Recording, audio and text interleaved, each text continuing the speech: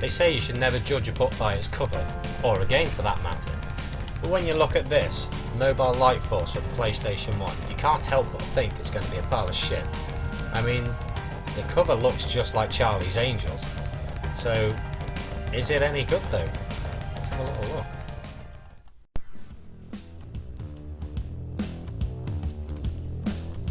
In 2003, Mobile Light Force came to the PlayStation. This is a renamed version of Gunbird, which was an arcade release in the early 90s. Consumers may have been put off by the look of this game, as it does look pretty shit on the surface. As I've said, you may from first impressions think this is like Charlie's Angels rip-off that may be a third-person action shooter. You of course would be wrong.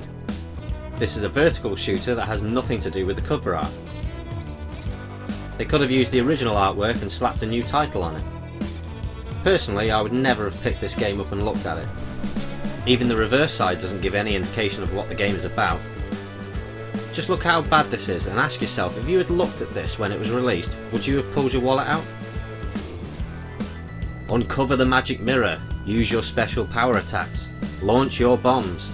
The most ambitious will prevail. Keep your enemies from discovering the mirror. This gives you no idea of what the game is about. The two screenshots are pathetic. You have to hold the game to your face to work out what this game's about. There's no short story of what's going on, and what's so special about this mirror? What are special attacks?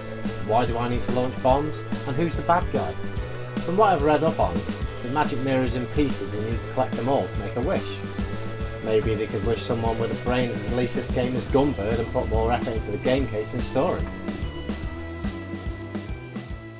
You can choose from 5 characters who are Marion, Jason Last, MILF 2000, Yuan Nang and John Suarez.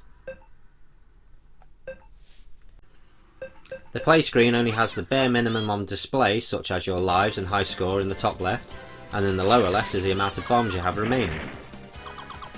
Gameplay is straightforward. You have your character at the bottom and you fire at the enemies coming from the top or the sides. Your firepower starts off weak like most shooter games, but can be powered up by collecting the P bullets that float down. Bombs will also appear now and then, and they'll have the letter B on them. You can collect as many power-up items as you like, but there is a limit to your power level. What is disappointing is that you can't collect anything that will change your firepower type. You are stuck with the same weapon all the way through. Using your bomb will clear the screen of small enemies and do great damage to the large enemies. The levels themselves look pretty good.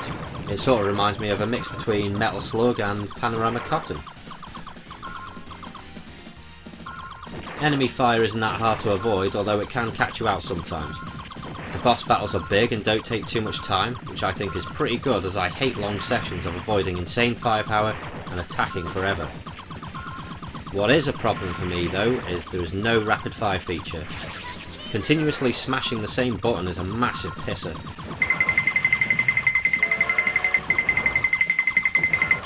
I get why they do it in the arcades, as it causes finger fatigue resulting in a loss of life, but not on home ports, come on. Unfortunately there's no use of the analog sticks, which is proper shitty, as it would allow for some smoother gameplay. When you get hit you'll of course lose a life and lose all your power-ups. But there doesn't seem to be any limit on continues, which is great for games like this. The music is very upbeat and the sound effects are pretty good too. They are nothing mind-blowing, but they are very arcade-like. As I said, the only issue I really found with this is the lack of weapon choice, but that was pretty standard in arcade shooters, so I'm not going to cry much over that. All being said, this is a great game that might have slipped a lot of people's attention back then. If vertical arcade shooters are your thing and you don't like an insane challenge, then this will suit you just fine. A great game for the PlayStation and very recommended.